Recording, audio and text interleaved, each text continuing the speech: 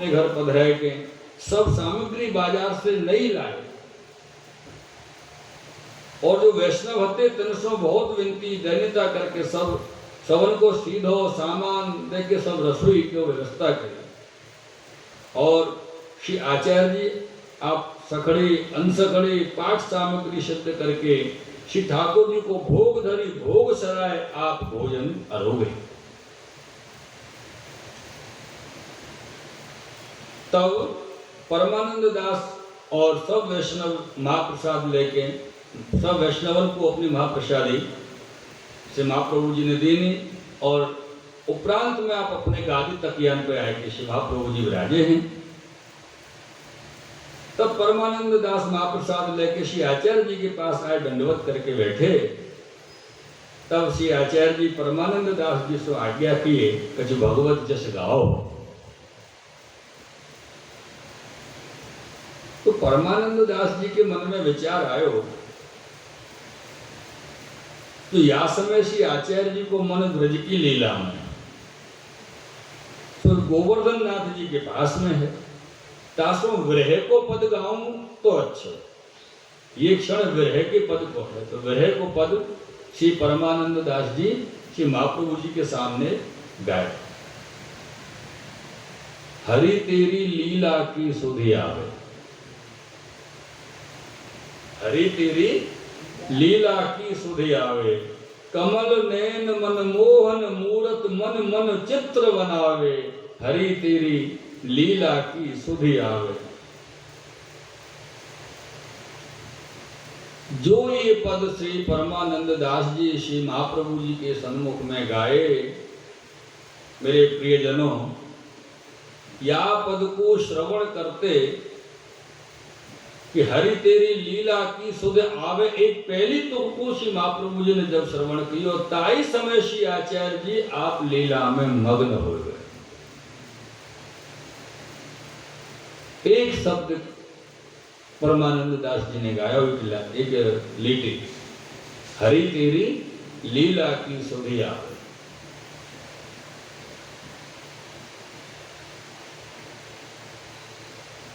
या को कारण कहा, या को कारण ये है कि श्री गोसाई जी श्री आचार्य जी को स्वरूप श्री वल्लभाष्टक में जो वर्णन किया है, श्रीमद वृंदावनेन्दु प्रकटितो रसिकानंद संदोह रूप स्फुरद्रासादि लीलामृत, ऐसो श्री महाप्रभु जी को स्वरूप है। तो महाप्रभु जी रस सो भरे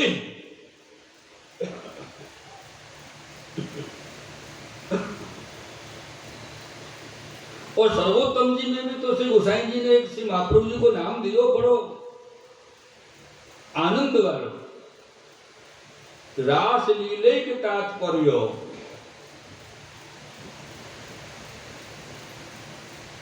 तो श्री आचार्य जी को कार्य कहियत हैं, क्या कार्य कहियत है? रास लीले के तात्पर्याय नमः।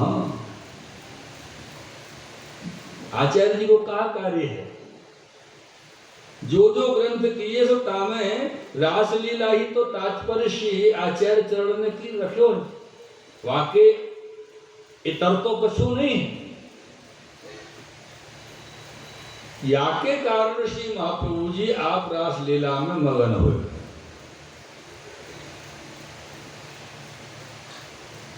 और ऐसे आप मगन हुए कि आपको देहानुसंधान कछु रहो नहीं। श्री वल्लभाधीश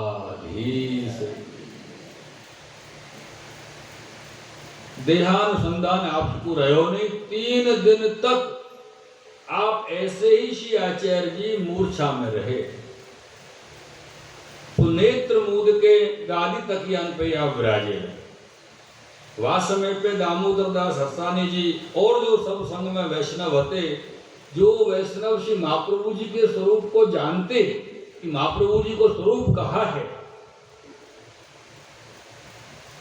वो चुपचाप बैठे बैठे चुप होके 3 दिन तक श्री आचार्य जी के दर्शन ही करते रहे कि आचार्य जी को कैसो स्वरूप को दर्शन। कारण कि श्री आचार्य जी आप पूर्ण पुरुषोत्तम हैं, पूर्ण पुरुषोत्तम है, तो इनको कोई भी शरीर धर्म बाधक नहीं है। अगर अपन शरीर धर्म की बात करें तो 3 दिन तक श्री आचार्य जी गादी तकिया पर विराजे और लीला में मग्न रहे, तो शरीर के धर्म बाधा किए कि नहीं किए? तो बोले वो पूर्ण पुरुषोत्तम है, और पूर्ण पुरुषोत्तम को कोई शरीर धर्म बाधा नहीं करे। साधारण जीव को सब बाधा हो, पूर्ण पुरुषोत्तम को नहीं हो। ये तो जो मनुष्य देह धारण किया है तासो मनुष्य क्रिया जगत में आप दिखावे, मनुष्य नहीं।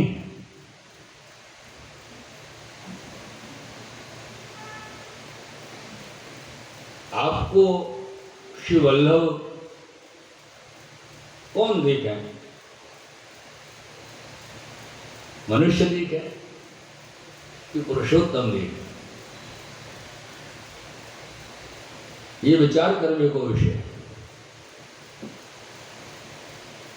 मेरे प्रियजनों, श्री वल्लभ और श्री वल्लभ के वंशज जो आज तक जो बालक भूतल पे विराज रहे हैं, वर्तमान काल में जो बालक भूतल पे विराज रहे हैं, समस्त बालक पूर्ण पुरुषोत्तम के ही स्वरूप है। और यह बात को अगर प्रमाण देखना है तो आपने पिछले सप्ताह में सुनो हो श्री महाप्रभु जी को प्रागट्य जब या बैठक जी को जो स्थान है चंपारण में, वहां पर श्री महाप्रभु जी के नामकरण के लिए व्यवस्था सभा विप्रबंधु आवे। विप्रबंधु में कौन? वो साधारण तो नामकरण नहीं कर सके, गर्गाचार्य जी पधारे हैं, तो उनने कहिए कि आपके जो पुत्र हैं वो पूर्ण पुरुषोत्तम हैं और इनके वंश में जितने बालक होंगे वो सब संपूर्ण पूर्ण पुरुषोत्तम होंगे। तो उनके वचन है, यानी कभी भी वल्लभ कुल में लौकिक भाव या मानव भाव नहीं रखना, क्योंकि पूर्ण पुरुषोत्तम विराजे। वैसे थोड़ी कह रही कि छोटे बड़े मत जानियो सब ही अग्नि स्वरूप। हाँ, एक अंतर है थोड़ा सा आज के परिप्रेक्ष्य में, थोड़ा अंतर आ गया है। और वो अंतर कहाँ है? जैसे अग्नि हो ना, जैसे सब ही अग्नि स्वरूप, तो अग्नि हो तो महाप्रभु जी के समय पे तो कहा हो कि अग्नि प्रकट दर्शन दे रही है। अभी अग्नि ने अपने आप को थोड़ा सा ढक लियो है। अगर आप ऊपर की जो वस्तु है आपको आप अलग करोगे तो वो ही अग्नि विराजमान है, वो ही अग्नि विद्यमान है, किंचित मात्र भी संदेह नहीं है। ढक क्यों लियो अपने आप को? क्योंकि युग परिवर्तन हो रहे हो, काल परिवर्तित हो रहे हो।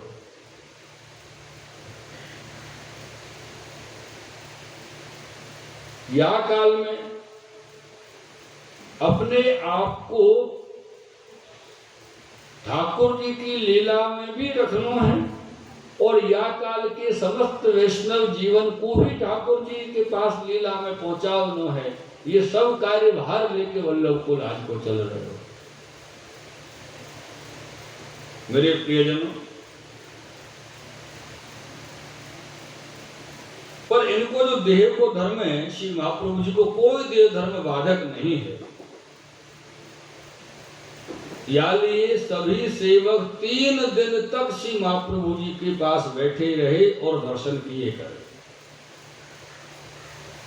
अब यह विषय ये आवे कि महाप्रभु जी 3 दिन तक मूर्छा में क्यों विराजे?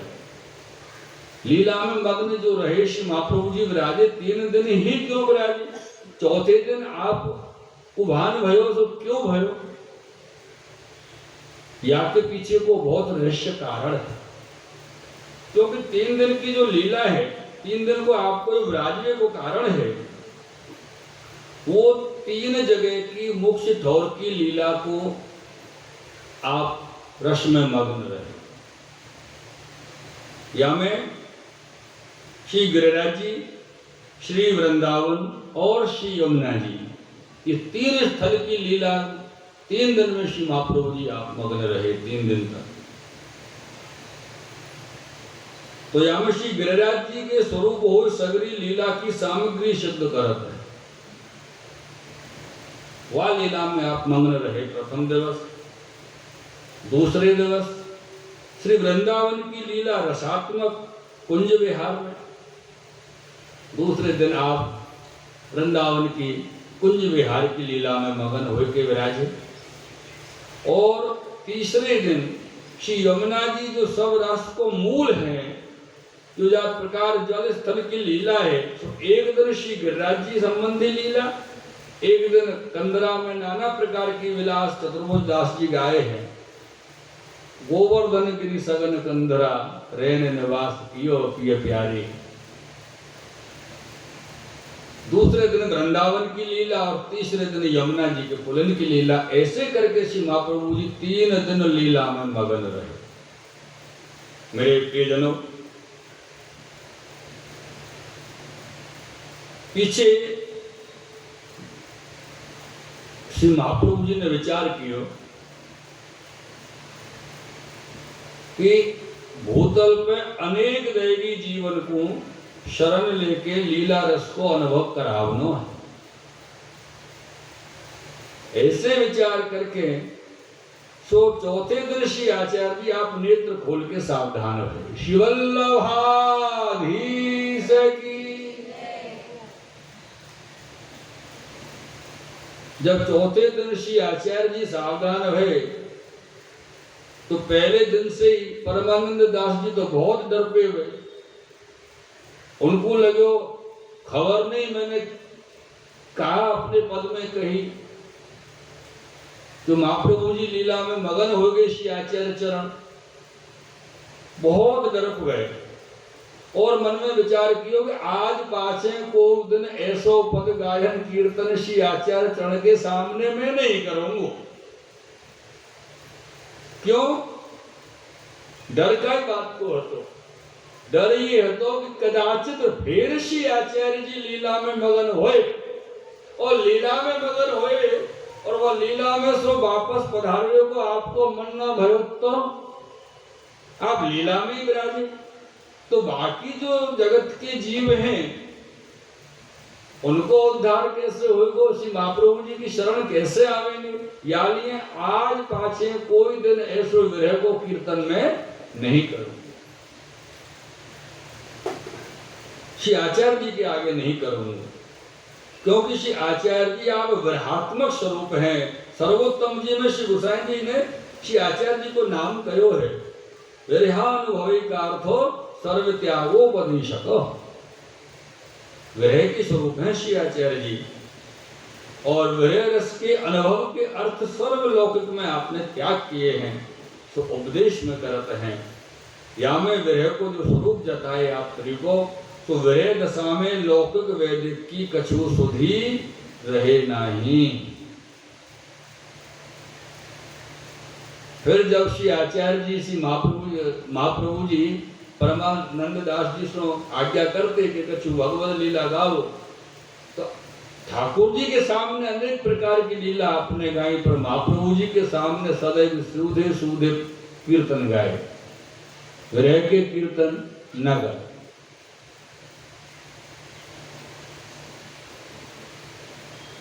तब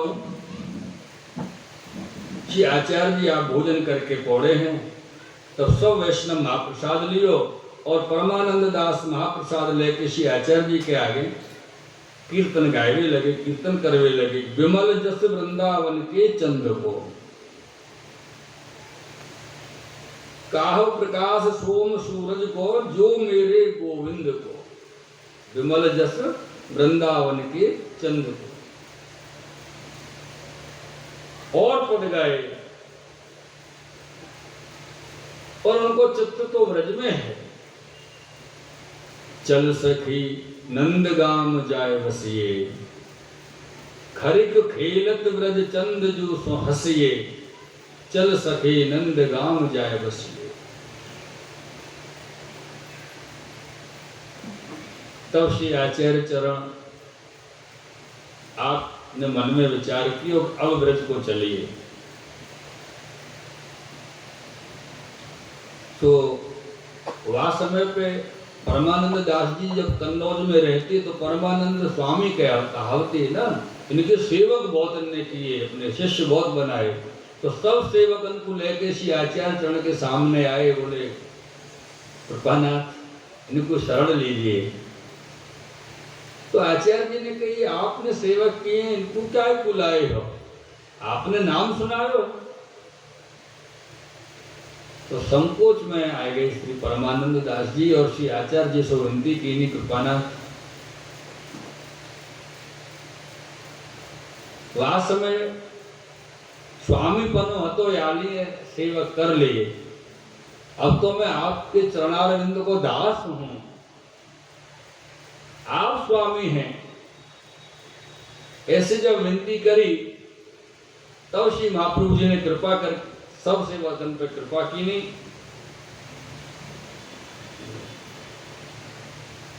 और सबको कृपा करके आप वहां से सबको उद्धार कियो है। और तब श्री आचार्य चरण सब अपने सेवकन को लेके कन्नौज से व्रज को पधारे और आप श्री गोकुल पधारे। गोविंद घाट के ऊपर स्नान करके छोकर के नीचे श्री आचार्य जी की अपनी बैठक में आके आप विराजे। जगह पे श्री द्वारकानाथ जी के मंदिर के पास एक भीतर की बैठक जी है, वहां पे श्री आचार्य जी श्री महाप्रभु जी जब कभी गोकुल पधारते तो वहां उतरते। ये जो भीतर की बैठक जी हैं सो श्री आचार्य जी आप श्री नवनीत प्रिय जी को पालने झुलाए दधी का तो जन्माष्टमी को उत्सव बाकी है। और ये पूरा जो क्रम है जन्माष्टमी के उत्सव को दधी गांधे को, ये गज्जन धावन जी की वार्ता में पूरा वर्णन किया है। तो यहाँ या प्रसंग में परमानंद दास जी के प्रसंग में आपको विशिष्ट वर्णन नहीं किया है।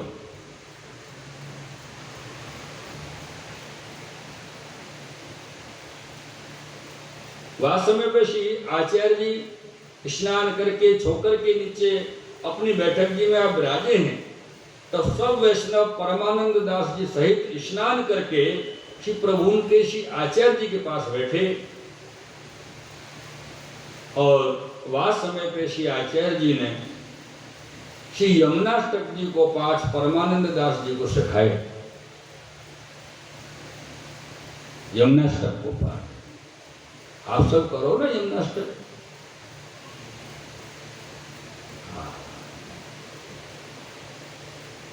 जरूर करो चाहिए।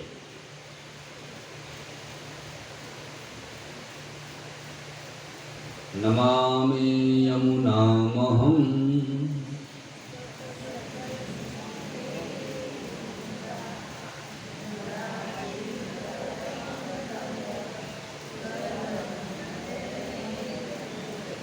अच्छा एक बात बता,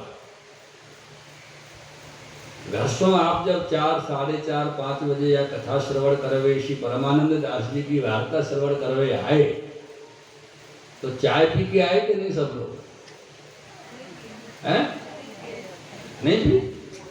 अरे प्याली आलस आ रहे हो, थोड़ी आवाज निकल नहीं रही है अच्छी तरह से। कल से चाय पी के आयो करो जैसे एकदम स्फूर्ति रहे।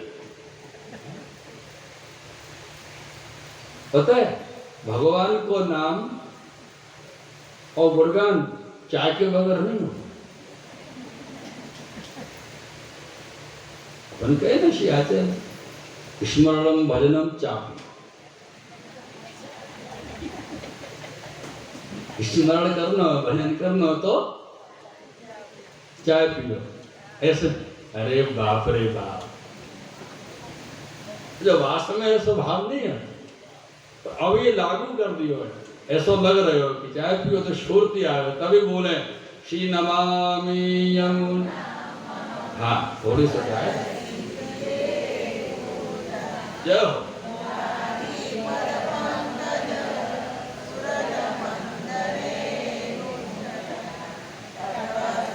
नव काननो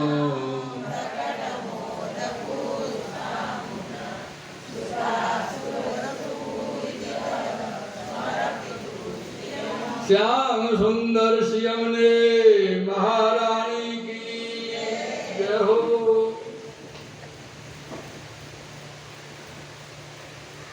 शिवल्लभाधीश। यहाँ पर श्री महाप्रभु जी परमानंद दास जी को यमुनाष्टक सिखाए गए।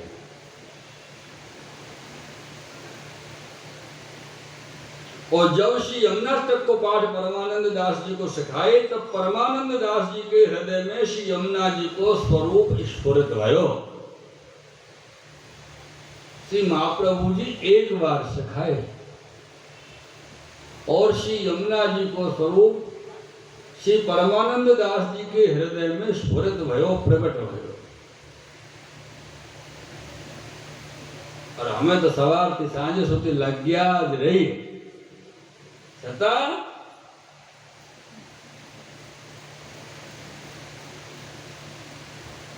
क्यारे क्यारे तो श्लोक भूलाई जाए काम में थईए અને પછી ક્યાં છે यमुनाजीનું સ્વરૂપ સ્ફુરણ થાય। હા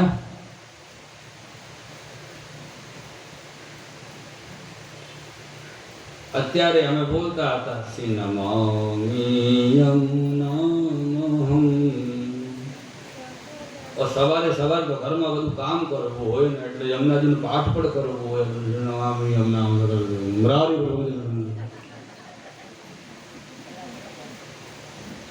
तो वो ऐसा नहीं है, भले ही आप एक पाठ करो। ऐसा महाप्रभु जी थोड़ी कह के गए, कोई को आज्ञा करके गए कि भाई आपको 11 पाठ करने ही करने कि 21 पाठ करने ही करने,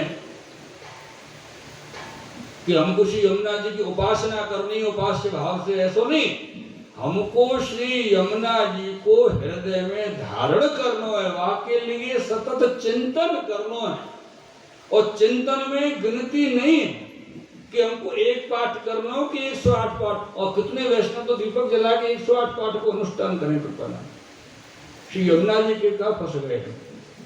श्री महाप्रभु जी तो भावना से हमको वैष्णवन के लिए हमारा जो है पधरा है सेवा में। और यहाँ तो इन्होंने हमको वेद क्रम से बांध दिया, दीपक जलाओ, धूपबत्ती जलाओ, ऐसा नहीं कर। और ऐसा अगर अपन करें ना तो अपन स्वार्थी है, वैष्णव नहीं है। हाँ, क्योंकि अपन यमुना जी से बातें कर देंगे कि आपको हमारा ये कार्य करना ही है। यमुना जी आली हम इतने पाठ कर रहे हैं, इतने घी के दीपक जला रहे हैं।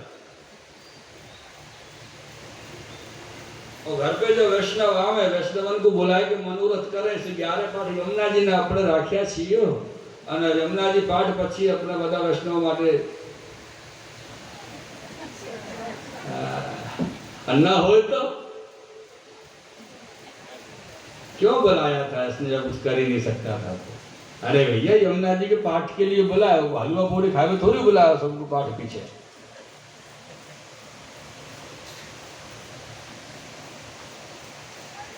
विषय इतना सा है कि जब तक हमारी चित्त की वृत्ति जिज्ञासा से लगी हुई है तब तक हमारो चित्त श्री यमुना जी, श्री महाप्रभु जी, श्री ठाकुर जी, श्री गोसाई जी इन स्वरूपन की चरणारविंद में नहीं लगे वो। क्योंकि हमारी वृत्ति तो ये कि चलो अभी 2-3 घंटे वह कथा को श्रवण करेंगे। आज परमानंद दास जी आगे वाले हैं तो उनकी बात सुनेंगे पीछे। तो फिर आज तो ठाकुर जी पीछे सगड़ी को प्रोग्राम तो है ही, वहां में तो कोई बाधा है ही नहीं। कृष्ण कन्हैया लाल की। ये तो श्री वल्लभ की कृपा है कि ठाकुर जी की प्रसादी सब वैष्णवन को प्राप्त हो, ऐसो भाव करके ये किया जाए।